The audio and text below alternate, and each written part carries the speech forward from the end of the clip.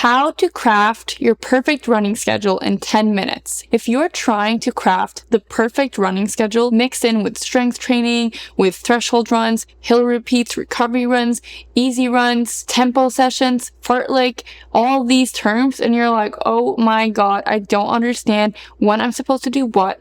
This seems like too much, but then what I'm doing, maybe that's too little, and it's just all kind of like in your head and you're so confused when you should do what. Well, then this video is for you. I've gotten a lot of requests, both from you guys on YouTube, but also on my Instagram, where people are just confused when they should do what and what they should prioritize. In this video, I just really want to break it down for you. If you're new to my channel, my name is Karoline. I am a 2:46 marathoner from Oslo, Norway, and I'm also a running coach, and I've gone through this process so many times with my athletes. So I thought that in this video, if you are someone who cannot afford a coach, because I'm always going to recommend having a coach if you can't afford it, because having that accountability, having that expert help you reach your goals are always going to be super helpful. But if you are in a position where you can't afford having a coach, then I really want to guide you through the process so that you can hopefully coach yourself. So I will have a template, an Excel template that you can download that you can use as a base for planning out your week. And I know many of you are probably watching this while you're eating. Let me know in the comments. I feel like that's very common.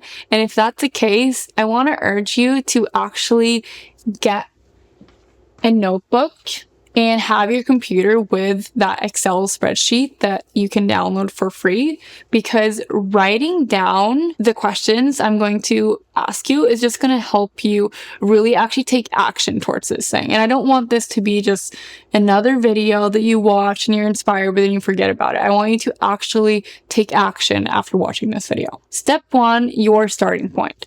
So when most of you download some running plan, it's all about where you want to get to, right? You have say you have like a 4-hour marathon goal, and then you download a plan that's going to help you get to that sub 4-hour marathon goal. My approach is a little bit different. It's not that I don't want you to achieve that 4-hour marathon, because I definitely want you to achieve that 4-hour marathon. For me though, it's about, I want you to achieve your personal best. The same for me. I want to achieve my personal best. I think that the Olympics is possible for me, but what I ultimately want to achieve is just my potential. That's all we can do. And I really believe that by working with your body where it's currently at to be the best it can possibly be, based on all the preconditions, all the circumstances, and everything that you have, then you're going to become the best that you can be. So on that, a notebook, I want you to ask yourself, how many runs have you consistently done per week for the last months? Okay, so for me, take one of my athletes, a typical athlete. I'd say that athlete has done like maybe 2 or 3, wants to be doing 4 or 5, but we're really at 2 and 3. And if you're unsure, go into your phone, go into your smartwatch app, whether that's Garmin Connect or, Course, whatever you use, and just be honest, like see how many runs consistently are you doing, and use that as your baseline. Next question. What has your longest run been at? And there I want you to not just look at the duration. So say your longest run has been 12 kilometers. Not just write down the 12 kilometers, but write down how long did that take you and what heart rate was that at.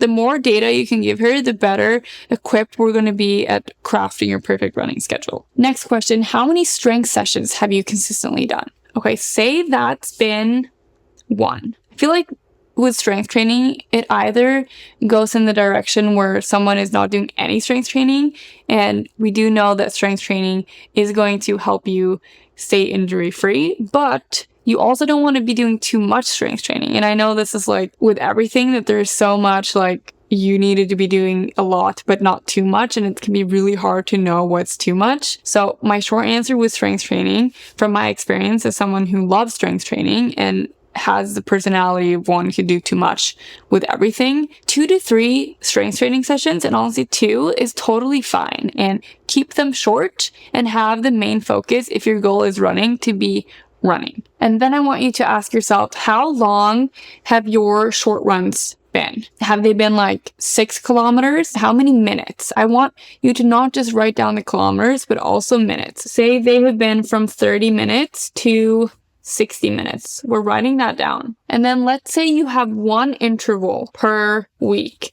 Also write down that one interval, write down how many kilometers, how much time has that been at. Okay, so writing it all down, you have one harder run, 30 to 50 minutes. You have 2 easy runs, 25 to 60 minutes. And then you have one long run at 130 minutes. And my approach, as you probably, if you watch several of my videos, you probably know already that my approach is going to be to train on heart rate and on time on feet. So that means that we're just going to take all of these times and we're not really going to care about the kilometers or the miles, because essentially what that means is that you could go run in a hill, or it could be like Norway and icy, and you'll be running a lot slower because of the conditions, but it's the same effort of your body because your heart rate will be the same. So that's why I think running on time is just going to be so much better way of measuring your training. Step 2 is going to be to craft your schedule. So now, just to give you an example, because obviously I can't be there with all of you at the same time, so I'm just going to take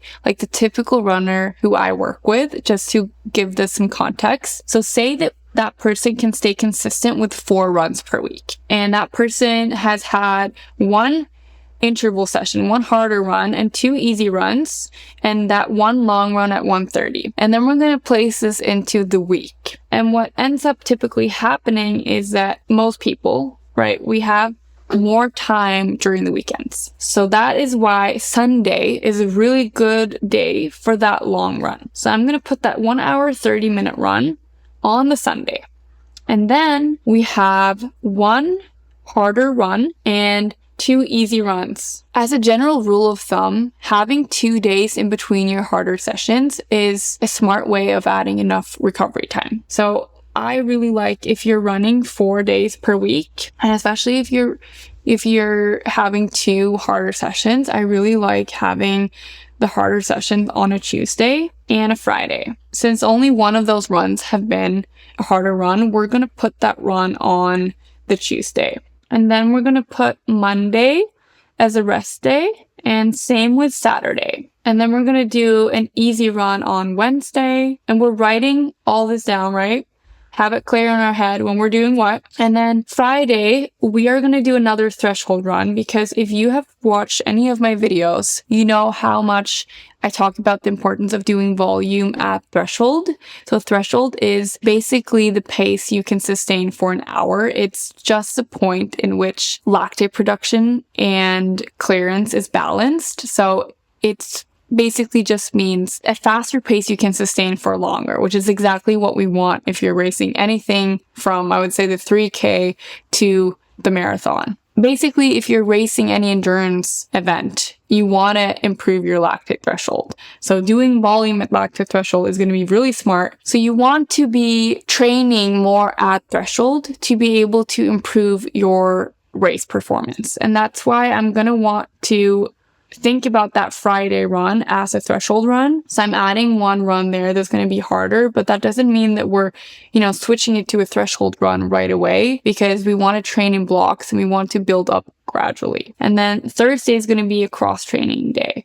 And I do really recommend having 1 day where you do cross training, because 1, we want to do more of that low heart rate training, and especially something like the bike can be easier to have your heart rate be lower. But also, if you get injured or if something comes up where you're not able to run, it's just really nice to have something that you've been consistent with, so it doesn't feel as daunting to have to do more training at that other form of endurance. So I really recommend having 1 day of cross training, and then we have your week. If you have a different kind of week where, say, you have a day off on Wednesday and you would rather have Wednesday be your long run, you can totally just switch up the schedule so that, your long run is then. But the key here is to have those 2 days in between your threshold runs, especially if you are a runner doing 4 to 5 sessions and you're not a very experienced runner. I really do recommend having those 2 days in between. Step 3 is going to be to fill out your calendar.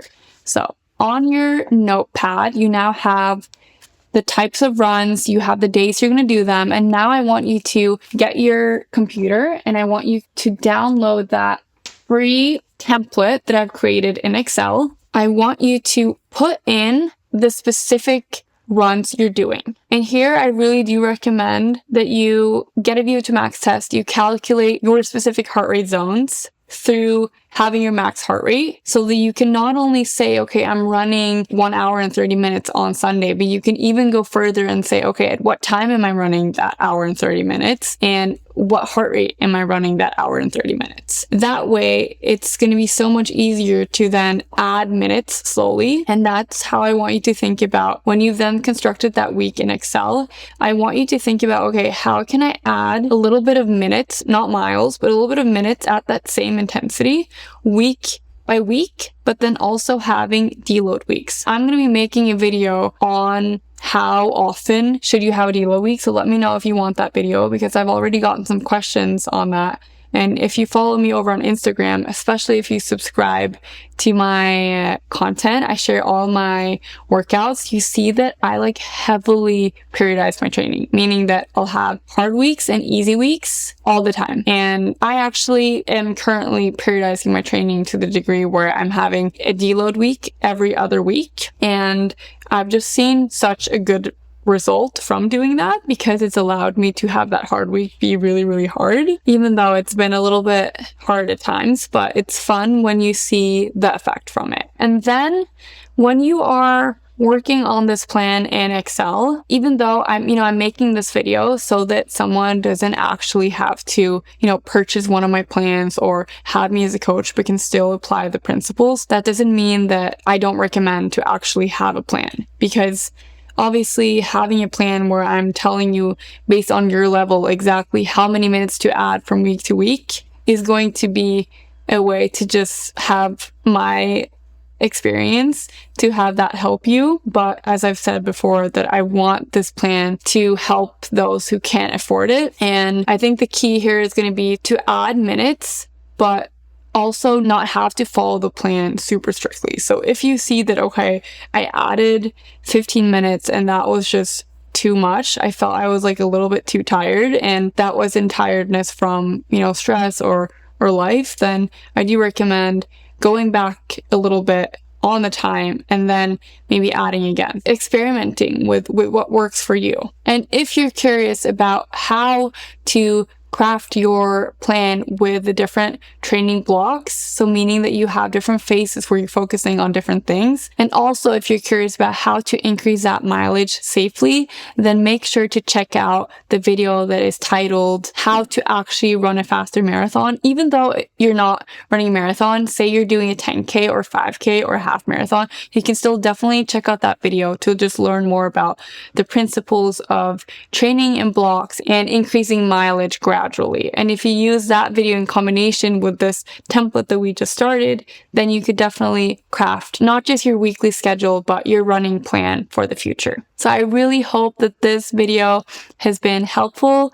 Let me know in the comments if it has. Let me know in the comments if there's any specific videos you want to see me make, if there's anything that's missing, if anything is unclear. Really, I'm here to help you. You guys are the whole reason why I've started this channel.